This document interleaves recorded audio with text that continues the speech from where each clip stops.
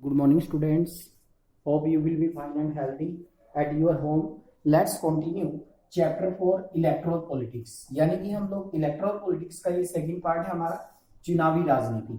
In last videos you have seen the first incident that is related to the election of Haryana. Election of Haryana के बारे में आपने वहां पर पढ़ा था कि किस तरीके से लोकदल, जिसे इंडियन नेशनल लोकदल के नाम से जाना जाता है, चौधरी देवीलाल जी ने एक पार्टी खड़ी की और उसके बाद उसने चुनाव में किस तरह से जीत हासिल की, इतनी बड़ी जीत हासिल की कि वो एक एग्जाम्पल बनकर हमारे सामने आई।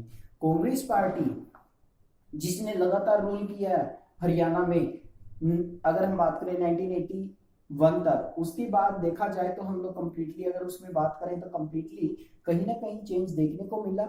और चौधरी देवीलाल जी के द्वारा जो स्ट्रगल फॉर जस्टिस नाम से एक मूवमेंट चलाया गया, वो मूवमेंट था बड़ा ही इंपॉर्टेंट मूवमेंट था, उसके बारे में आपने जाना कंप्लीटली। लेकिन यहाँ पर हम लोग बात करेंगे अब why do we need election, यानी कि हमें चुनाव की जरूरत क्यों होती है। As you know that India follow democracy. Democracy को हम लोग फॉलो करते हैं। When we have talk about the two types of democracy, direct democracy and indirect democracy. Direct democracy का मतलब क्या होता है? प्रत्यक्ष लोकतंत्र, जहां पर यानी कि डायरेक्ट रूप से ही लोग रूल करते हैं, रूल पीपल के द्वारा, जहां पर डायरेक्ट रूल किया जाता है, डायरेक्ट रूल ऑफ पीपल। लेकिन ऐसा पॉसिबल नहीं होता जहां पर ज्यादा पॉपुलेशन होती है। ये छोटे कंट्रीज में पॉसिबल हो सकता है। यहाँ पर हम बात करेंगे इनडायरेक्ट डेमोक्रेसी की। Indirect democracy is also called representative democracy. India में हम इसे रिप्रेजेंटेटिव डेमोक्रेसी के नाम से भी जानते हैं। हिंदी में इसको हम लोग अप्रत्यक्ष लोकतंत्र कहते हैं। इस system of government where representative are elected by the people, that is called indirect democracy। यानी कि यहाँ पर लोग डायरेक्ट रूल नहीं करते, बल्कि वो अपने रिप्रेजेंटेटिव को इलेक्ट करते हैं, अपने प्रतिनिधियों को चुनते हैं और चुने गए प्रतिनिधियों के माध्यम से रूल किया जाता है। तो इंडिया कौन से डेमोक्रेसी को फॉलो करता है? इनडायरेक्ट डेमोक्रेसी, यू कैन से रिप्रेजेंट डेमोक्रेसी। रिप्रेजेंट डेमोक्रेसी बड़ा ही इंपॉर्टेंट है। तो यहाँ पर यानी कि जब भी हम बात करते हैं डेमोक्रेसी की या रिप्रेजेंटेटिव डेमोक्रेसी की, election are the essential condition for democracy. Election take place regularly in any democracy. जैसा कि आप चैप्टर फर्स्ट में भी आप लोग जान चुके हैं, इसमें डेमोक्रेसी के बारे में, more than 100 country in the world which elected take place to choose people representative. यानी कि 100 से ज्यादा, मोर देन 100 कंट्रीज, यानी कि 100 से ज्यादा कंट्री ऐसे हैं जो रिप्रेजेंटेटिव डेमोक्रेसी को फॉलो करते हैं वर्ल्ड के अंदर। We also read that election are held in many country but they are not democratic. आपने ये भी पढ़ा है कुछ कंट्री ऐसे भी हैं जहां पर इलेक्शन होते हैं लेकिन वो डेमोक्रेटिक नहीं होते। जैसे हम चाइना की बात करें तो चाइना में अकेली कम्युनिस्ट पार्टी है, तो वहां पर जो चुनाव होते हैं उनको हम डेमोक्रेटिक नहीं कहते। But why do we need elections? तो अब बात आती कि हमें चुनाव की आवश्यकता क्यों है। Let's try to imagine a democracy without election.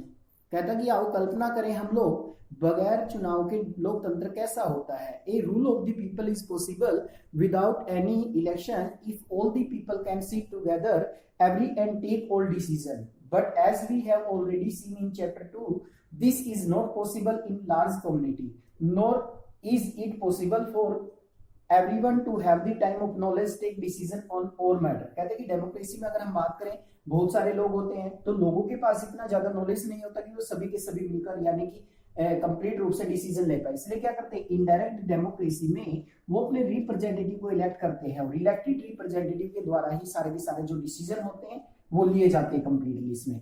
तो यहाँ पर देखिए अब मीनिंग क्या होता है, इलेक्शन क्या होता है, इलेक्शन का मीनिंग क्या होता है? People can choose their representative and after regular interval।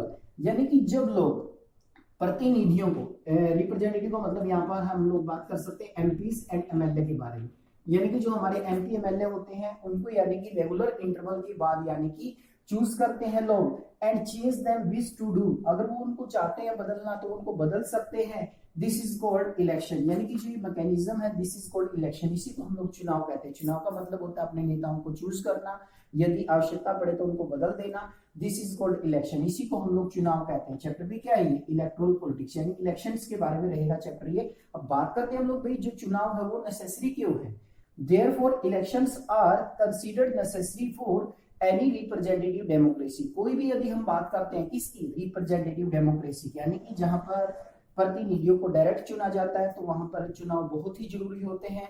In election voter can make many choices, कहते हैं कि इलेक्शंस में वोटर के सामने बहुत सारी चॉइसेस होती हैं। कौन कौन सी चॉइसेस है वो, सबसे पहले they can choose who can make law for them, यानी कि सबसे पहले तो वो उन व्यक्तियों को चुनते हैं जो उनके लिए कानून बनाएंगे, यानी कि चुनाव करेंगे उन लोगों का जो पीपल के लिए कानून बनाने का काम करेंगे।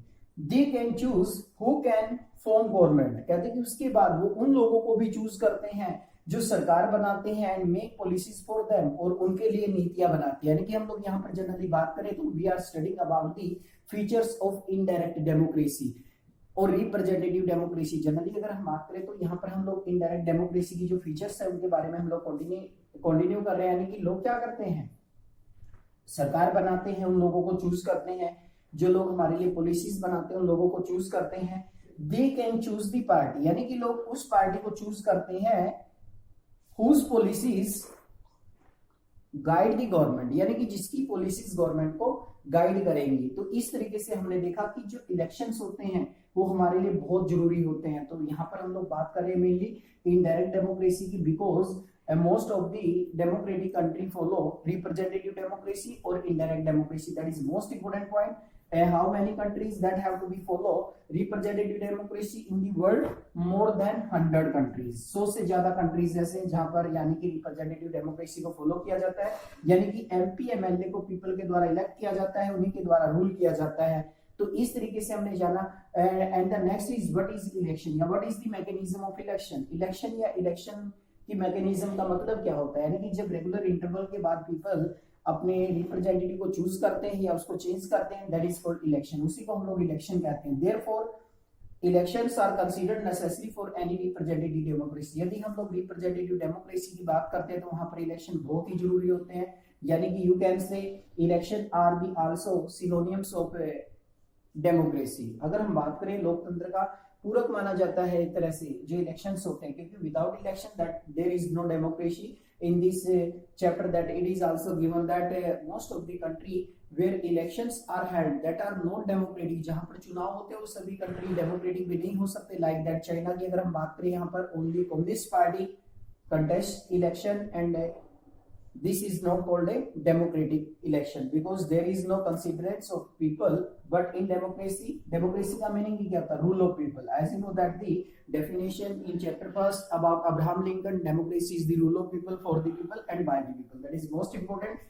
and indirect democracy, why did people choose representative, what are the choices of the people in representative democracy, that is related to electoral politics। I would like to tell one point, vocal for local. Vocal for local का मतलब क्या है, स्वदेशी movement आपने पढ़ा इस, यानी कि we should have to be use our country product boycott the foreign goods, यानी कि जो ये स्लोगन है, एक स्लोगन है, ये हमारी गवर्नमेंट है जो मोदी जी के द्वारा भी दिया गया अभी, वोकल फॉर लोकल। बट ये मूवमेंट बहुत ही पुराना, अगर हम इसको बात करें तो स्वदेशी मूवमेंट के नाम से इसको जाना जाता है। स्वदेशी अपना है, विदेशी भगाए यहाँ से, यानी कि vocal for local. That is a new slogan that is related to you. You are aware students, so let's continue in next videos about electoral politics.